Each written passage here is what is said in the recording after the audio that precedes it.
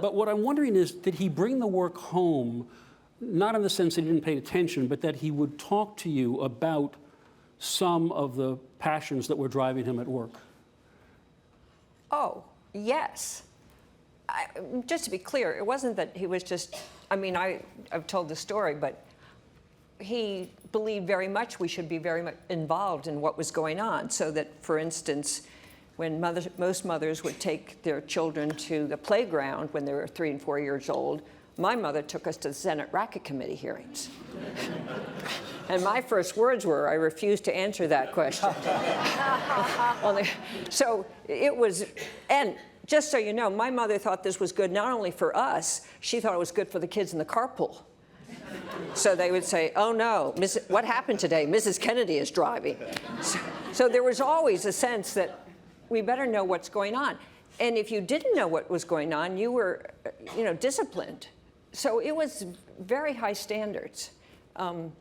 And we'd go around the table, and it was important where you sat. If you sat right next to Mom, you just had to read the front page, but there were a lot of kids. And then you had to go around the table, you really had to know what was going on. You asked. I asked. And there's a very well-known story about him coming back from it. Could I please. just add to that? So, my parents really didn't separate their work life from their home life, and just as they brought us to work, Daddy always had people from work at our home and playing football with us and swimming with us and around the dinner table. So it was always very integrated. But on the news front, our breakfast table had 5 newspapers and usually about 6 or 7 magazines. And as Kathleen said, we were expected to read those. But we also, the den in our house was known as the TV room, and it was dominated by this RCA Victor television. And the rule was, because we had 7 brothers and 3 sisters, so 4 sisters. So the rule was that whoever walked in first could decide what was to be watched. But that could always be trumped by anyone who wanted to watch the news. And as a result, just out of vengeance alone, no, the news was basically always on the TV. When you look at these outtakes, what does it tell us about your dad? What do you think? Well, I think it shows a very, very engaged father. And it's no big surprise because his father was so engaged with all of their children.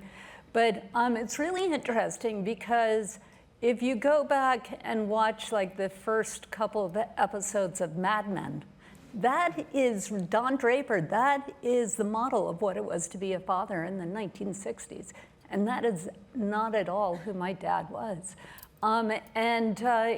It's wonderful to see those scenes of him running around at the height of this huge crisis in the Attorney General's office and having the kids and playing, hot and cold and getting them to hide under his desk and integrating us. And these are the outtakes, but also in Crisis of him asking me to get on the phone with Nick Katzenbach when he's in the middle of negotiating with George Wallace.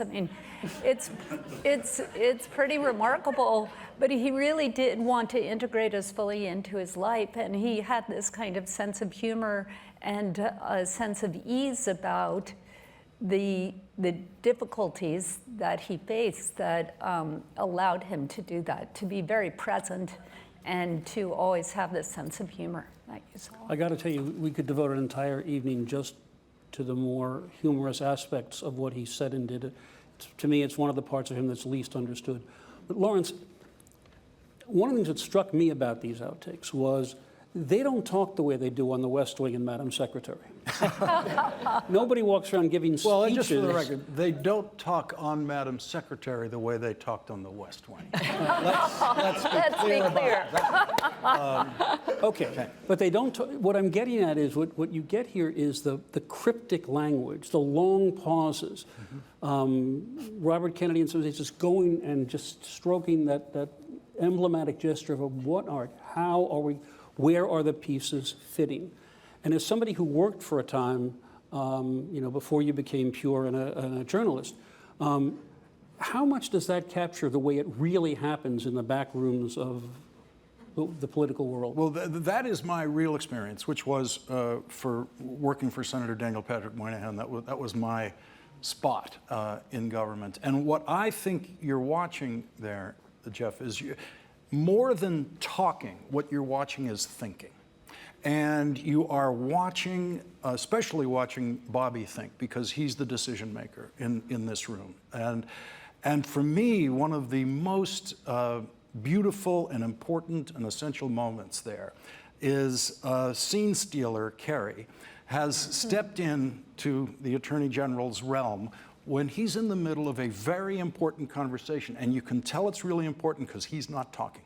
He's just holding that phone and he's listening, and that means every single word here matters, and he needs to hear the next word that's after that, and he has the tip of his fingers on Kerry's chin at the same time.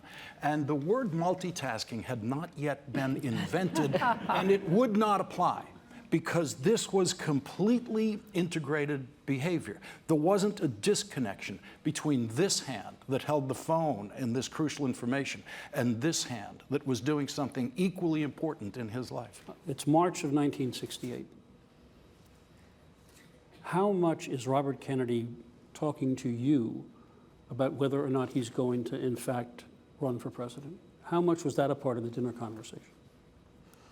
Well, I was away at school, so that wasn't part of our dinner conversation, because he had come up to my school and talked about what was going on in the country, and he was very focused, that was about February '68, about what's going on in the inner cities on one hand, but also what's going on the reservations. He was very, very focused on Native Americans, and you could see from his desk that the one bust he had was of an Indian. So that has nothing to do with this, whether he was talking about running. Obviously, it was in the air all the time, from October before then. So it was always part of our conversation.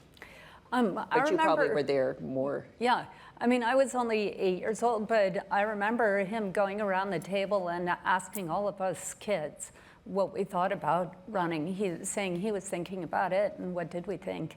And, people had various comments. My main concern was that we just didn't have to move from Hickory Hill to the White House.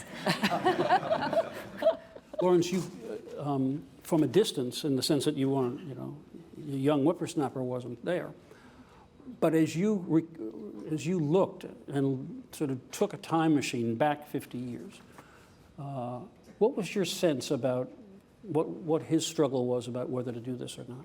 Well, I didn't know there was a struggle in 1968 when I was watching it as a high school student in Boston and watching the whole thing unfold, that whole campaign unfold on my living room floor on TV. The only thing that I saw happen was that Gene McCarthy got in. He got in reasonably early. It seemed hopeless. He goes up to New Hampshire and he shocks the world and I really did think Gene McCarthy won New Hampshire. That's the way the coverage was. And it was actually decades later that I discovered he came in second. And then Bobby jumps in the race at the end of that week. And so when you're sitting there watching only that unfold, it looks like, oh, so McCarthy provides the opening, he shows the weakness of LBJ, and now Bobby jumps in, and there's an opportunistic sensation to that.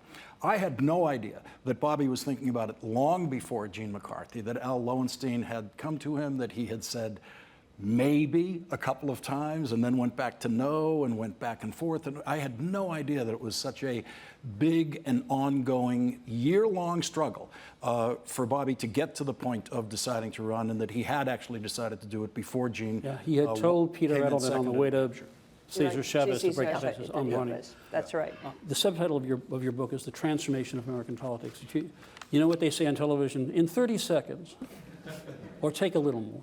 Why do you count this the time of the transformation of American politics? There's about a dozen important transformations that occur that begin or are completed in 1968. The first sentence of the book is Roger Ailes meeting Richard Nixon. and he meets him at a talk show where Roger Ailes is working. That changes Republican history because Nixon lures Roger Ailes into his campaign. Ailes goes on to help elect every Republican president for the remainder of Ailes's life, including the current one, who he helped elect while running Fox News. Ailes, it turns out, ends up having more influence on Republican presidential politics than Nixon did, even though Nixon was elected twice to the presidency. You saw the last stand of the Republican liberal. In 1968, if you told someone you were a Democrat, we didn't know if you were a liberal or a conservative or a segregationist. If you said you were a Republican, we were equally no way of knowing what you really were. Now there is no such thing as a liberal Republican. They're all gone. That began in 1968. John Lindsay, the mayor of New York at the time, was the last liberal standing, literally, on a Republican convention. That was 1968. On the Democratic side, we saw this insurgent left, which Bobby was a part of. That current has remained on the Democratic side of presidential politics ever since. We saw it in the last run. Bernie Sanders occupied the McCarthy-Kennedy track against the presumed establishment favorite Hillary Clinton. All of those transformations began in '68, and that's kind of the tip of the iceberg. I would just add one thing. It was the last time when you could win a presidential nomination without winning the primaries. Yeah. Hubert Humphrey did not run in a single primary right. and got the I nomination. mean, had that campaign gone on and had it been a primary year, there's no doubt who would have won the nomination. Absolutely none.